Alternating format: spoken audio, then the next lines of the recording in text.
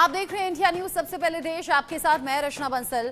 अब से थोड़ी ही देर बाद संसद पर निगाहें देश भर की रहने वाली हैं, क्योंकि आज से संसद में शीतकालीन सत्र की शुरुआत हो रही है। और हमेशा की तरह ऐसा माना जा रहा है कि ये सत्र भी बड़ा हंगामेदार रहने वाला है, क्योंकि विपक्ष के पास बहुत से ऐसे मुद्दे हैं जिससे वो सरकार को घेर सके, और घेरने की तैयारी है भी। मणिपुर मुद्दे पर हंगामे के पूरे आसार हैं। शीतकालीन सत्र के दौरान 19 बैठकें होंगी। वक्फ समेत 16 विधेयक पेश करने की तैयारी सरकार की है।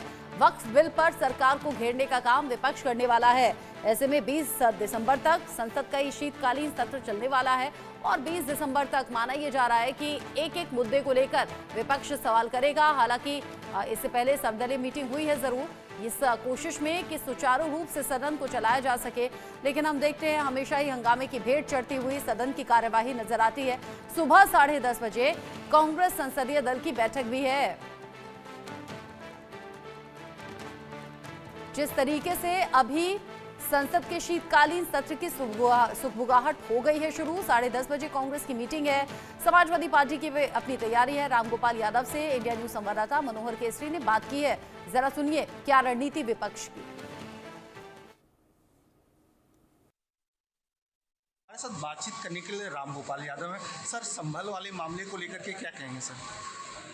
संभल में जिस तरह की जाति की है, जिला प्रशासन ने, पुलिस ने जिस तरह से सीधे लोगों पर गोली चलाई है, वो अक्षम्य अपराध है और ऐसे लोगों के खिलाफ कार्रवाई होनी चाहिए। वहाँ के जज ने जिस तरह से दिया फैसला, वो भी 91 का जो कानून है उसके खिलाफ है। ये इस तरह से अगर होने लगेगा कि कोई भी आदमी किसी मस्जिद को बता दे कि मंदिर है और फैसला जज देने लगे सर्वे कराने के लिए, तो देश में आगे का देंगे लोग। ये विघटनकारी लोग हैं जो इस तरह से काम कर रहे हैं, देश को तोड़ने का काम कर रहे हैं। कई लोग मारे गए हैं, पुलिस सीधे गोली चला रही थी, सारे लोगों ने देखा। क्या सर इसे पार्लियामेंट में आप लोग उठाएंगे? बिल्कुल उठाने जा रहे हैं। मनोहर केसरी, इंडिया न्यूज, दिल्ली। विपक्ष ही अपनी रणनीति तैयार है, और विपक्ष को देखते हुए यहाँ सरकार भी अलग अलग चैलेंजेस का सामना करने के लिए अपनी तैयारी किए हुए है। जाहिर सी बात है अब 11 बजे से आज सदन की कार्यवाही शुरू हो जाएगी, और खास ये भी रहेगा कि प्रियंका गांधी जीतने के बाद संसद पहुंचेंगी या नहीं। अभी तक जो सूत्र है वो ये बता रहे हैं कि प्रियंका गांधी आज नहीं पहुंचने वाली हैं। संविधान दिवस पर यानी कि कल वो शपथ ले सकती हैं, या फिर कल के बाद वो शपथ ले सकती हैं। लेकिन आज क्या कुछ होगा सदन के भीतर, इसको लेकर बात हम करेंगे। मेरे साथ में जयकरण वर्मा जी हैं, कांग्रेस के लीडर, साथ ही साथ राज बिहारी जी मेरे साथ में जुड़े हुए हैं, सीनियर जर्नलिस्ट के तौर पर। आप दोनों का ही बहुत स्वागत। सबसे पहले जयकरण वर्मा जी, कांग्रेस की तरफ से प्रियंका गांधी एक नए चेहरे और मजबूत चेहरे के तौर पर सदन के भीतर पहुंचेंगी, लेकिन आज नहीं जा रही हैं वो, जो जानकारी हमें है। क्यों नहीं जा रही हैं और कौन से दिन वो पहुंचेंगी? सोशल मीडिया नहीं, देखिए, ये माननीय प्रियंका गांधी जी हमारी नेता हैं, उनको जीत की बहुत बहुत बधाई है। वो कब पहुंच रही हैं? देखिए, जब संसद में उनको पहुंचना है, सांसद चुनी गई हैं तो उनको पहुंचना है। और हम लोगों के लिए अच्छा ये है कि अब हमारी बहन प्रियंका गांधी सदन में पहुंच करके देश के लिए, लोकतंत्र के लिए, संविधान के लिए माताओं बहनों की एक बुलंद आवाज बनेंगी। इस उम्मीद के साथ वायनाड की जनता ने उनको चुनाव जिताने का काम किया है, और हमारे जैसे कार्यकर्ताओं को भी बड़ी उम्मीद है अपने नेता से कि वो सदन में दहाड़ने का काम करेंगी। और दहाड़ेंगे ही नहीं, माननीय मोदी जी को, उनके मालिक को, जिस प्रकार से मोदी जी अपने मालिक के लिए छटपटा रहे हैं, और उस मालिक को बचाने के लिए संभल में ये घटना हुई नहीं, घटना करवाई गई। अपने मालिक से ध्यान हटाने के लिए माननीय मोदी जी ने एक ऐसी व्यवस्था बनाने का काम किया है कि उत्तर प्रदेश को जलाने का काम किया है। माननीय मोदी जी भूल गए कि अडानी जी को पूरा देश थू-थू कर रहा है, पूरा दुनिया थू-थू कर रही है, क्योंकि मालिक का नाम आते ही मोदी जी छटपटा उठते हैं। लेकिन माननीय मोदी जी, यह देश संविधान से चलता है, कानून से चलता है। लेकिन आपने तो बीते चुनाव में, उपचुनाव में भी उत्तर प्रदेश में आपने बंदूक की नोक पर वोट डलवाने का काम किया, लोकतंत्र की हत्या करवाने का काम किया। माननीय मोदी जी, आप अपने मालिक को बचाने के चक्कर में आप देश को बर्बाद मत कीजिए। संविधान को खत्म कोशिश न करिए, लोकतंत्र को खत्म करने अखिलेश की यादव भी कोशिश कल मत कुछ कीजिए। ऐसा ही कहते हुए सिर्फ नजर आए बात। थे। उनका ये कहना था कि उपचुनाव में बड़ी धांधली हुई है और इन उपचुनाव में हुई धांधली से पर्दा उस पर डालने के लिए या फिर मुद्दे को भटकाने के लिए संभल में ये हंगामा हिंसा करवा दिया गया जानबूझकर। ये अखिलेश यादव का आरोप था। राज बिहारी जी, अभी इतनी गहमा गहमी अलग अलग जगह चल रही है। देखिए, चुनाव हो गए महाराष्ट्र और झारखंड में, फिर उपचुनाव भी हो गए, फिर रिजल्ट भी सामने आ गए। इधर संभल में हिंसा अभी भी जिसका असर देखने को मिल रहा है, पूरी तरह से स्थिति नॉर्मल नहीं है। और इन सब के बीच में आज हो रही है संसद के शीतकालीन सत्र की शुरुआत, यानी विपक्ष की पाले में बहुत से ऐसे मुद्दे हैं जिसको लेकर हंगामा होगा। नहीं, अगर हंगामा खड़ा करना मकसद है तो बहुत सारे मुद्दे हैं। अगर देखा जाए तो जिस तरह से अडानी का मुद्दा हो या मणिपुर का मुद्दा हो, जिसको लेके विपक्षी दल चर्चा करने की मांग कर रहे हैं, इतना ही नहीं, वो तो ये भी मांग कर रहे हैं कि अडानी को गिरफ्तार किया जाए। और दूसरी बड़ी बात है कि इसके साथ ही मणिपुर के मुख्यमंत्री को हटाया जाए। ये भी सर्वदलीय बैठक में सामने बातें आई हैं। लेकिन इतना तय है कि हरियाणा की हार के बाद और महाराष्ट्र में जिस तरह से विपक्ष को बहुत बड़ा झटका लगा है, उसके बाद विपक्ष ठीक है जोर शोर से मांग उठाएगा, लेकिन जिस तरह से आरोप लगाए जा रहे हैं खास तौर पर अडानी को लेकर, और ये कहा जा रहा है कि अडानी की ही सरकार चला रहे हैं, अडानी सरकार के मालिक हैं, जैसे अभी कांग्रेस के प्रवक्ता को सुन रहे थे। तो इस तरह के आरोप लगाकर आप राजनीति कर सकते हैं। सड़कों पे तो राजनीति कर सकते हैं, लेकिन संसद में तो आपको सोच समझकर ही बोलना पड़ेगा। आपको साबित करना पड़ेगा कि अडानी की सरकार में क्या भूमिका है।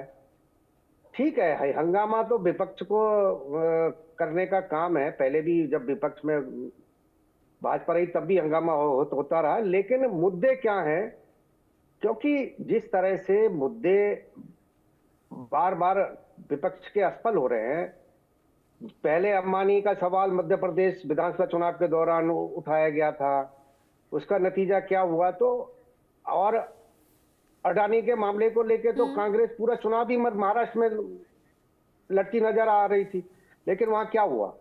इसका मतलब है कि जनता ने तो नकार दिया है इन मुद्दों को, और अब बाकी संसद में क्या करते हैं ये आज देखने की बात है। आम लोगों के लिहाज से अगर हम देखें तो बार बार जब हंगामे की भेंट चढ़ जाती है सदन की कार्यवाही, तो दिल बड़ा दुखता भी है। उन लोगों की उम्मीदों पर भी पानी फिरता है जिन लोगों ने इन नेताओं को जिताकर सदन के भीतर भेजा होता है। इस बीच बीजेपी प्रवक्ता रुचिका अग्रवाल जी भी जुड़ गई हैं। रुचिका जी, बहुत स्वागत आपका। चूंकि अब तो चंद मिनट बचे हैं, धीरे धीरे जैसे जैसे वक्त आगे बढ़ेगा वैसे वैसे सदन की कार्यवाही की तैयारी भी होंगी। विपक्ष की अपनी तैयारी है, सरकार की अपनी तैयारी है, प्रधानमंत्री नरेंद्र मोदी के संबोधन का भी इंतजार है। इससे पहले नेता जब सदन पहुंचने लगे हैं, उनसे बात की इंडिया न्यूज संवाददाता ने प्रमोद तिवारी और साथ ही साथ जावेद अली। सुन लेते हैं। हमारे साथ बातचीत करने के लिए कांग्रेस सांसद प्रमोद तिवारी हैं। सर, आज पार्लियामेंट के शीतकालीन सत्र की शुरुआत है, कांग्रेस का क्या एजेंडा रहने वाला है? आज हमने नोटिस दी है 267 के अंतर्गत अडानी मसले पर, जिसमें राष्ट्रीय सुरक्षा भी जुड़ी है, आर्थिक सुरक्षा भी जुड़ी है, औद्योगिक सुरक्षा भी जुड़ी, गंभीर प्रकरण। सर, आप यूपी से आते हैं और संभल वाले मामले को लेकर के क्या कहेंगे सर? ये 4 लोगों की नृशंस हत्या है, पूरी तरीके से वहाँ फेल्योर। चलिए, धन्यवाद। मनोहर केसरी, इंडिया न्यूज, दिल्ली।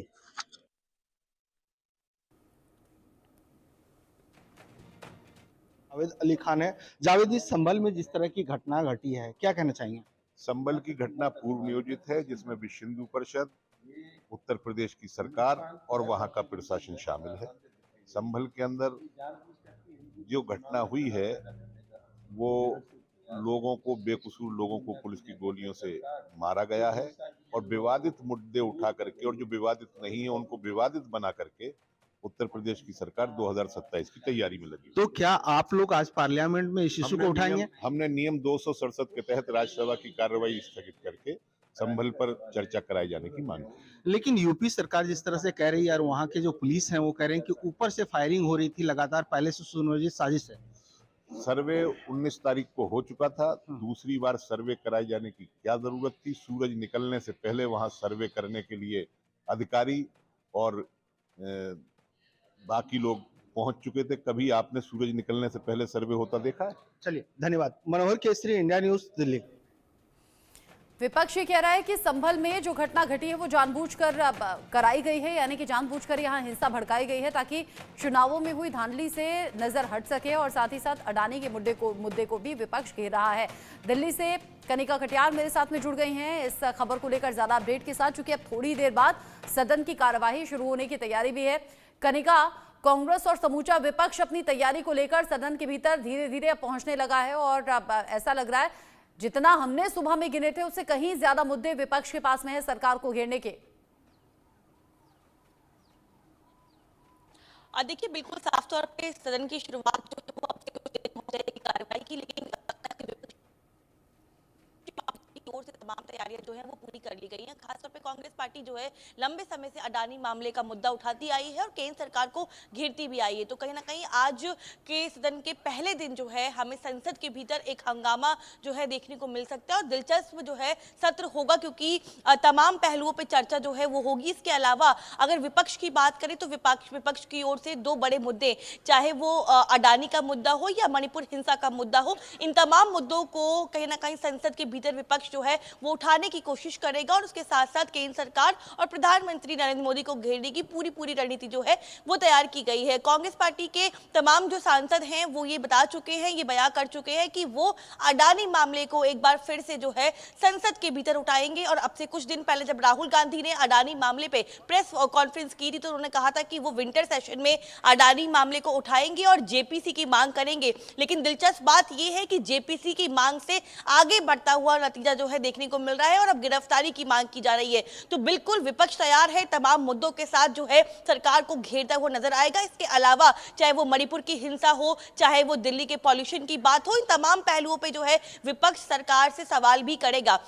लेकिन इसके अलावा अगर हम बात करें तो जिस तरह से वक्फ बिल को लाने की जो बात की जा रही है उसको लेकर भी हंगामा जो है वो कहीं ना कहीं देखने को मिल सकता है। लेकिन दिलचस्प बात ये होगी, देखना होगा कि सरकार की ओर से किस तरह के बातें जो हैं वक्फ बिल को लेकर जो है सदन के भीतर रखी जाएंगी और उसके बाद विपक्ष के क्या तेवर होंगे। लगातार जितनी भी जेपीसी की बैठकें हुई हैं वहां पर हमने देखा है कि किस तरह से सत्ता पक्ष के सांसदों और विपक्ष के सांसदों के बीच में वक्फ अमेंडमेंट बिल को लेकर हंगामा हुआ है। और जाहिर तौर पे आज जब संसद की कार्यवाही शुरू होगी तो ये हंगामा जो है हमें संसद के भीतर भी देखने को मिलेगा।